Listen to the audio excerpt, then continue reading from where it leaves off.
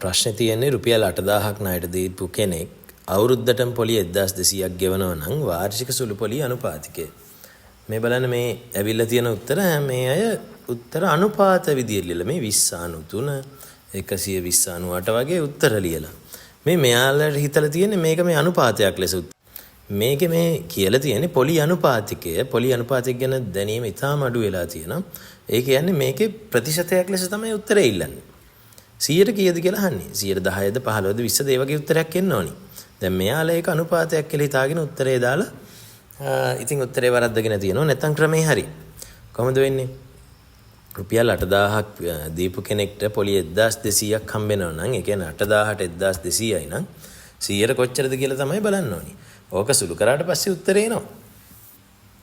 ඉතින් එතකොට මේ බලන්න මේ ළමයා කරලා තියෙන වැරද්ද 8,000ට 1200යි 100ට කොච්චරද බලලා බින්දු කපලා තියෙන කොහමද? උඩ බින්දු දෙකකට උඩ බින්දු දෙකක්ම තමයි කපලා තියෙන්නේ. එහෙම කපන්න බෑ. වැරදි. එතකොට ඇවිල්ලා තියෙන අර වෙන වැරදි උත්තරයක්. දැන් මේකේ මෙයා උඩයි යටයි මාරු කරලා 8,000කට තමයි පොලි 1200. නැතු 1200ට පොලි 8,000 නෙවෙයි. ඒතර මෙයාගේ වැරද්ද ඒක. ඒ නිසා මේ ලොකු උත්තරයක් ඇවිල්ලා. වැරදි. මෙයාගේ කෙලින්ම උත්තරේ 112යි කියලා දාලා ඒක කිසිදු ක්‍රමයක් නැහැ. ආපු විදියක් නැහැ. ඉතින් එහෙම බෑ. ඊට පස්සේ උත්තර ලියලා නැහැ. මේ අය හිතන්න ඕනේ කොහමද? රුපියල් භාගයක් විතර ලිව්වත් කොහමද? රුපියල් 8,000කට පොලිය 1200යි. එතකොට 8,000ට 1200යි නම් අපිට ප්‍රතිශතයක් විදියට බලන්න ඕන නම් අපි මොකද්ද කරන්න ඕනි? මේක 100%ෙන් ගුණ කරන්න ඕනි. හරි? එහෙමයි. මෙහෙම හිස් තියන්න එපා. මොනවා හරි ලියන්න ඕනි අනිවාර්යෙන්. දැන් මෙයා 8,000ට 1200යි 100ට කොච්චරද කියලා බලන්න වරද්දලා තියෙන්නේ.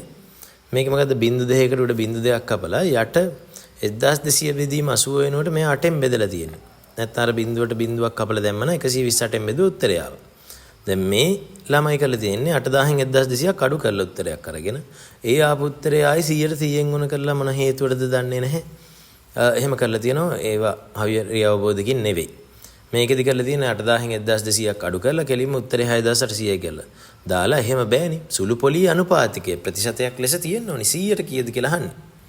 මේකෙදිත් මෙයා මේ 6,800 කතන්දරයක් අරගෙන ඊට පස්සේ 8,000ට 6,800යි නම් 100ට කොච්චරද බලලා ඉතින් වැරදීනේ. 8,000ට පොලිය 1,200යි. ඔයා බලන්න ඕනේ එහෙම 100ට කොච්චරද කියලා. ඊට පස්සේ